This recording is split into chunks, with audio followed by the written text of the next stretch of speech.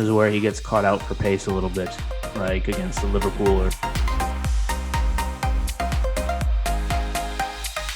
What's up, guys, and welcome back to another weekend roundup on the World XP Soccer channel. It's been a little bit, but it's okay. We're back. The merch is back in. If you want some, DM us at World XP Soccer on Instagram. Let us know. We got sizes. The stock is back in. Get them quick before they're sold out. And yeah, without further ado, let's get into it. So, big games from the weekend. We got Xavi's first game in charge of Barcelona. Always a good one. They got the win 1-0. Bayern lost to help my club, Borussia Dortmund, out. And then we got two of the Premier League ones. Liverpool beating Arsenal 4-0. And Watford beating United 4-1. Ole got sacked. And Chelsea beating Leicester 3-0. And of course, City beat Everton 3-0 as well. And that kind of is, it was a very typical performance from them. So we'll start with the Dortmund game. And this was one. Stuttgart dropped 5 on us last season, which was, we'll say, a little bit embarrassing to say the least. I think we had a good game. Daniel Malin gets his first goal for the club. It was a deflection, but that's all right. We take those and move. And Royce gets the winner in the 85th minute. They didn't create a whole bunch. Gregor Kobel, he made a couple saves, but overall, Massimo, his goal, really well taken. A little chop ball in behind, fake shot to get him behind Hummels, and a cool finish into the corner with his left foot.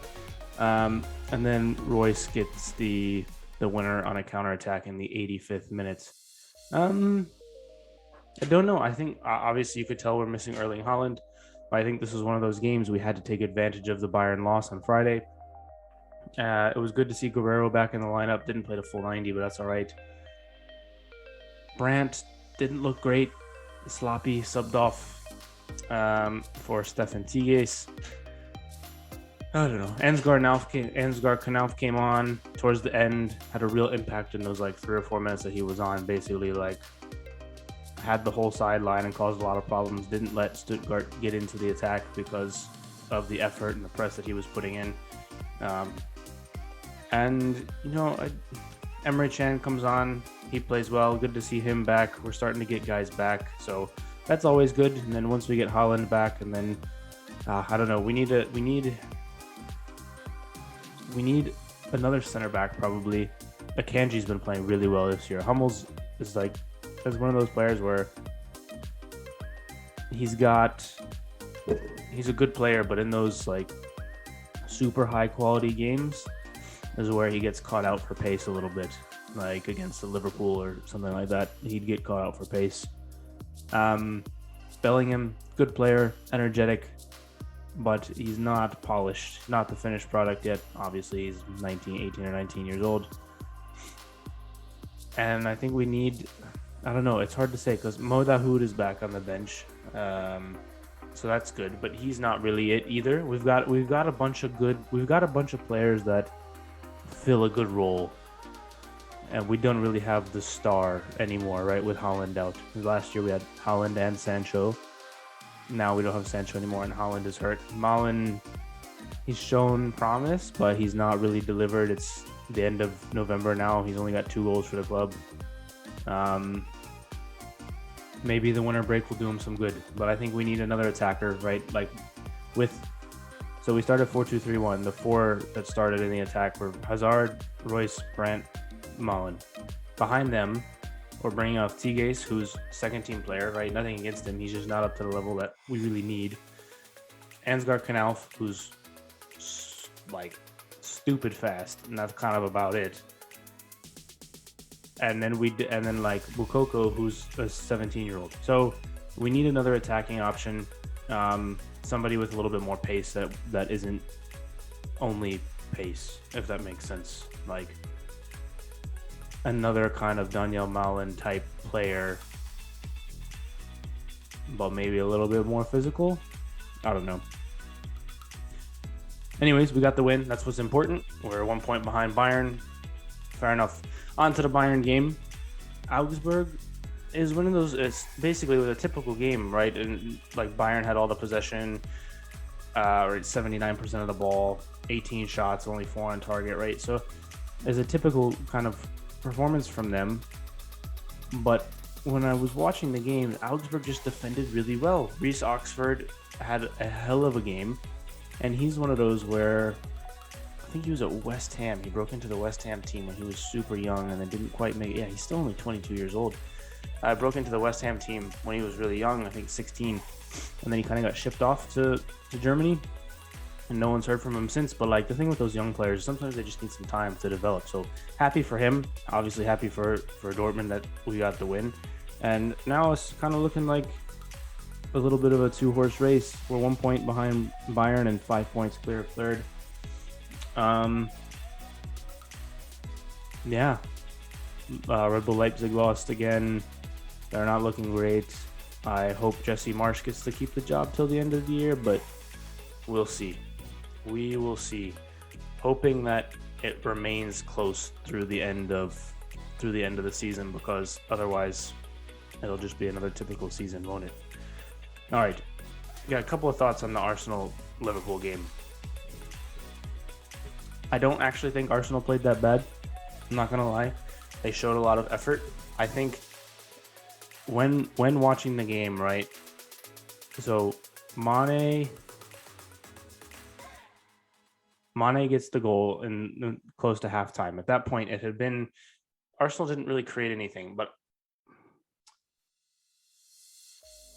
based on the eye test, they were in the game, right? For all of the I'll say concerns about Arsenal not having character, just folding over, all those things. This game wasn't a folding over for me.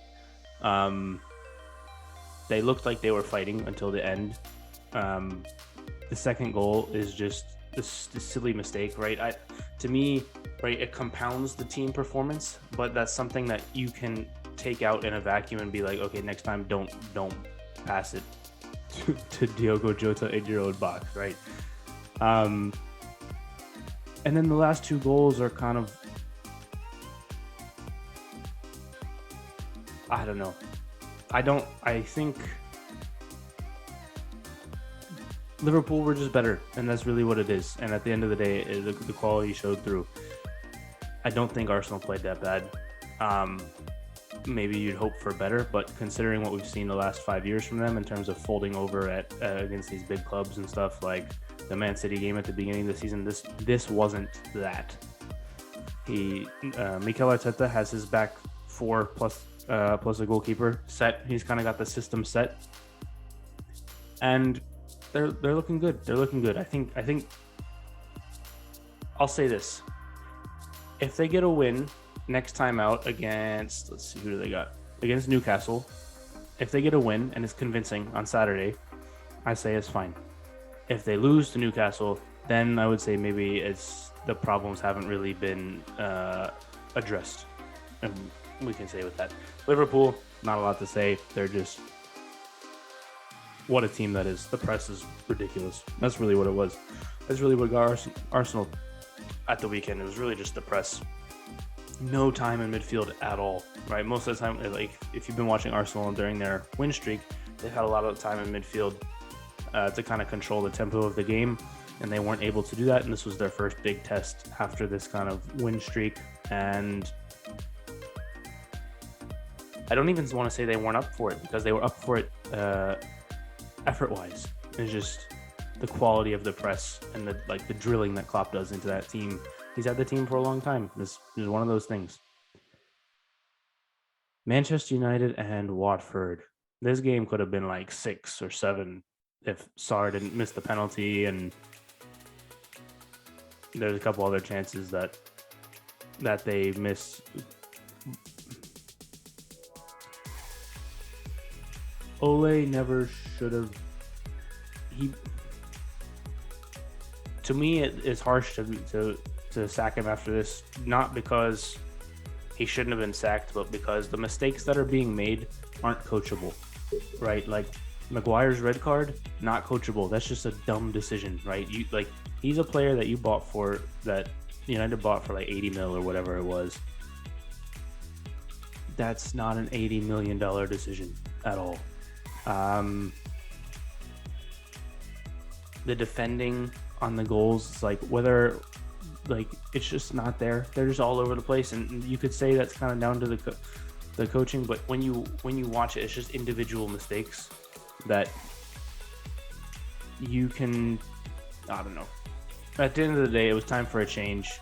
I feel a bit bad for Ole. He wasn't.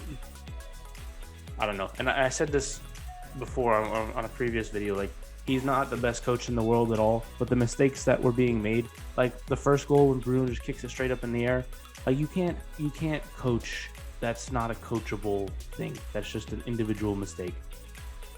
And so I feel for him. It's definitely time for him to go, but it sucks that the last performances have been just riddled with all these individual mistakes, and the team just looks bad, and they're like, oh, it's Ole, it's time to go.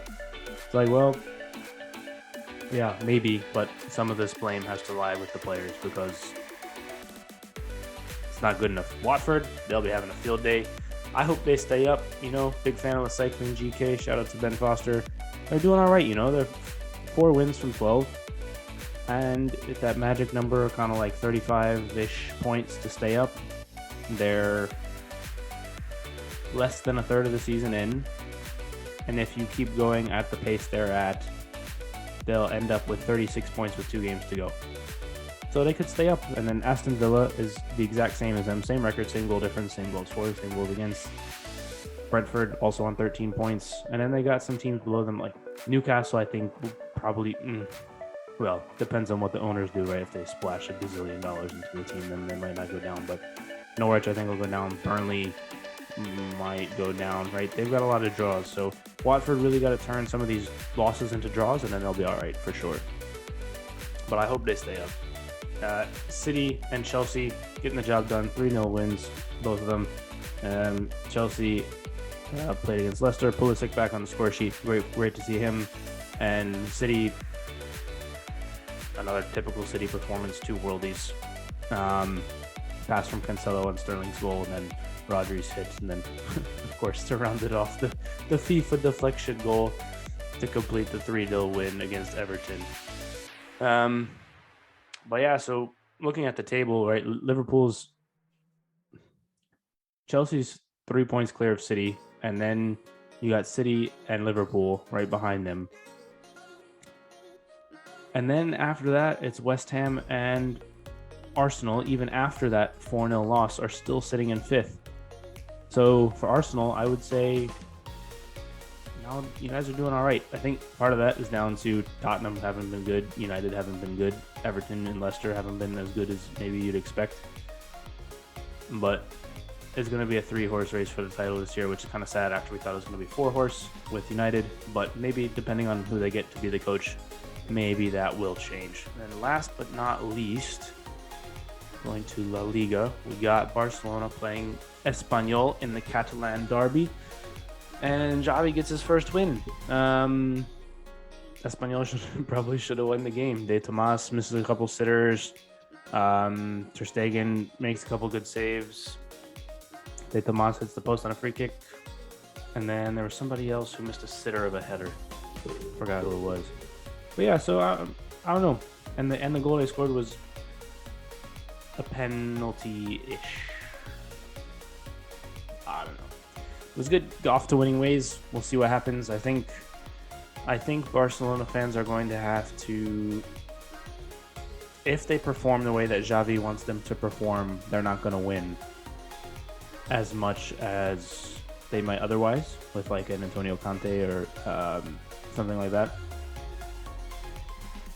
So I think Barcelona fans are going to have to kind of accept that for the time being until the financial situation gets sorted out, that they might have to take performances over results because he can get them to play the way that he wants them to play, and they did in the first half. But they haven't been drilled in that he's not had enough time with the team. Obviously, he's been there for a week. So we'll see. I wish him all the best. I was a huge Xavi fan growing up. Those Barcelona teams played amazing football. And obviously they won. But we'll see. I don't like when these big clubs aren't doing well. We'll see. With that, we'll wrap this up. Remember, if you're interested, get your Tribal Beast Fitness shirts in. DM us World XP Podcast or World XP Soccer on Instagram. Also check out World XP Podcast. Of course, when in autopilot. And with that, we'll see you guys later. Peace.